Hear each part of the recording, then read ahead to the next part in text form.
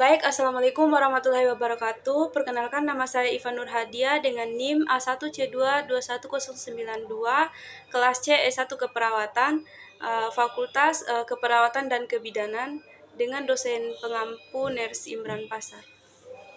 Baik, di sini saya akan menjelaskan tentang anatomi fisiologi sistem kardiovaskuler.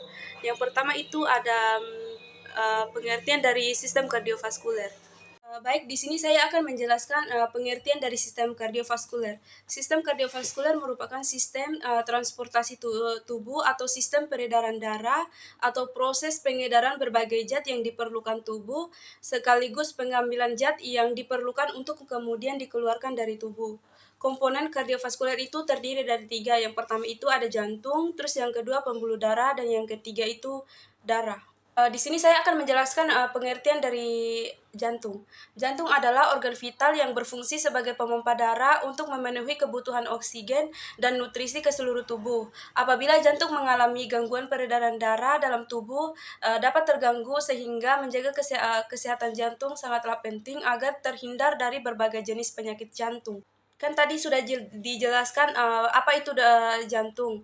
Terus di sini ada anatomi jantung. Bisa dilihat di gambar yang di atas ini, ada gambar anatomi jantung tubuh manusia. Melihat anatomi pada jantung, di sini saya akan menjelaskan fungsi dari jantung. Yang pertama itu ada serambi kanan. Serambi kanan terletak di atas kanan jantung. Bagian ini berfungsi menerima darah kotor dari vena dan memompa ke bilik kanan. Terus yang kedua itu ada bilik kanan, merupakan bagian yang bertanggung jawab memompa darah kotor ke paru-paru agar karbon dioksida dapat ditukar dengan oksigen melalui proses pernapasan.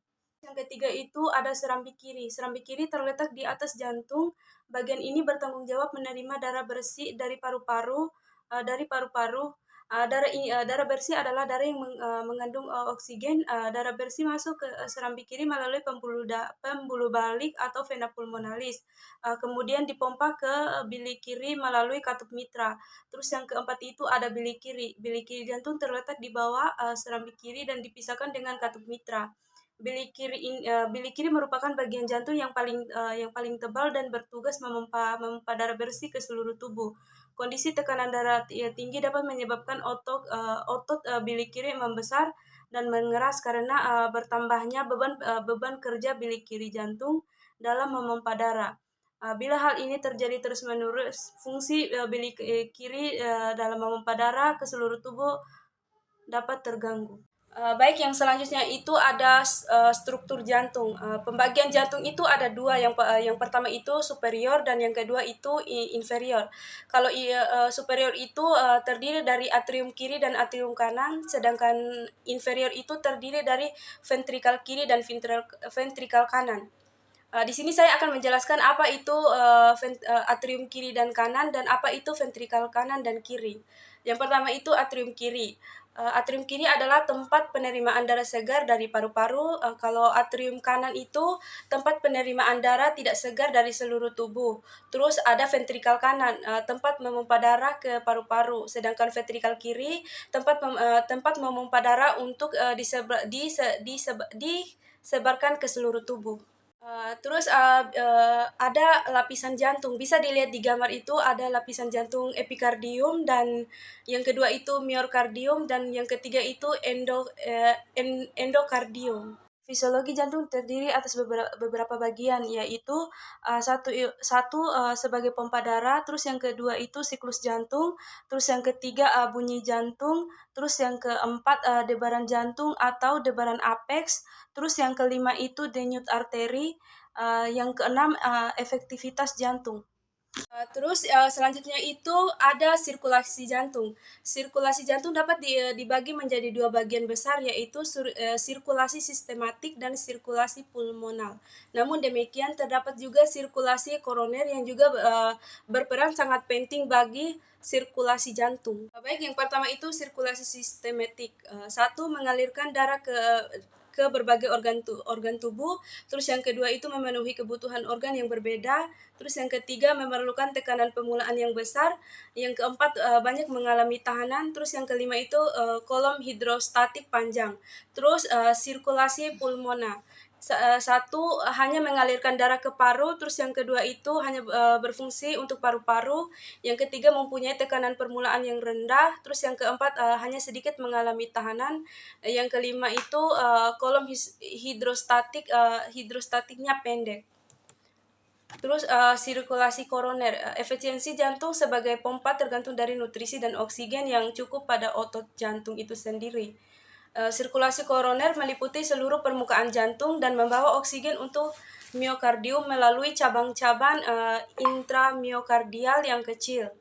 Aliran darah koroner meningkat pada yang pertama itu peningkatan aktivitas, terus yang kedua itu jantung berdenyut, terus yang ketiga itu rangsang sistem saraf simpatis. Baik, selanjutnya itu ada cara kerja jantung. Pada saat berdenyut, setiap ruang jantung mengendur dan terisi darah, disebut dengan diastol. Selanjutnya, jantung berkontraksi dan memompa darah keluar dari ruang jantung, disebut dengan sistol. Kedua serambi mengendur dan berkontraksi secara bersamaan, dan kedua bilik juga mengendur dan berkontraksi secara bersamaan. Darah yang kehabisan oksigen dan mengandung banyak karbon dioksida atau darah kotor dari seluruh tubuh mengalir melalui dua vena besar, yaitu vena cava menuju ke dalam serambi kanan. Setelah atrium kanan terisi darah, dia akan mendorong darah ke dalam bilik kanan. Darah dari bilik kanan akan dipompa melalui katup pulmoner ke dalam arteri pulmonalis menuju ke paru-paru. Darah akan mengalir melalui pembuluh yang sangat kecil, yaitu kapiler, yang mengelilingi kantong udara di paru-paru, menyerap oksigen dan melepaskan karbon dioksida, yang selanjutnya dihembuskan. Darah yang kaya akan oksigen atau darah bersih mengalir di dalam vena pulmonalis menuju ke serambi kiri.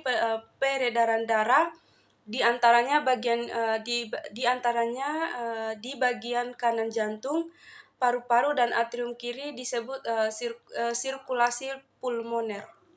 Terus ada juga masalah pada jantung. Yang pertama itu satu penyakit jantung koroner. Penyakit jantung koroner disebabkan oleh adanya penyumbatan pada pembuluh darah, darah arteri oleh tumpukan plak maupun zat-zat kimia dari makanan dan minuman.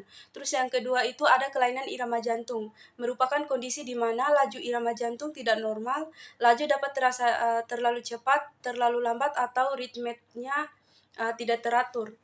Baik, yang ketiga itu penyakit jantung bawaan. Penyakit ini disebabkan oleh adanya kelainan struktur maupun fungsi jantung sejak bayi dalam kandungan atau ASD dan VSD atau yang lebih dikenal sebagai jantung bocor, yang merupakan penyakit jantung bawaan umum yang terjadi. Terus yang keempat itu ada kelainan katup atau klep jantung. Merupakan penyakit yang terjadi ketika katup jantung tidak berfungsi sebagaimana mestinya.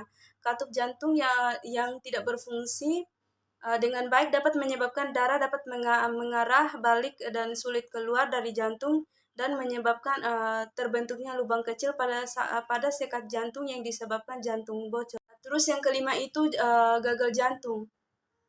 Gagal jantung adalah kondisi di mana jantung tidak dapat memompa darah dengan optimal, sehingga darah yang dipompa tidak membawa oksigen dan nutrisi yang cukup, dan tubuh menjadi kesulitan untuk mendapat kebutuhannya. Baik, itulah tadi pemaparan materi dari saya tentang anatomi fisiologi sistem kardiovaskuler. Sekian dan terima kasih. Lebih dan kurangnya saya mohon maaf. Wabillahi taufik wal hidayah. Wassalamualaikum warahmatullahi wabarakatuh.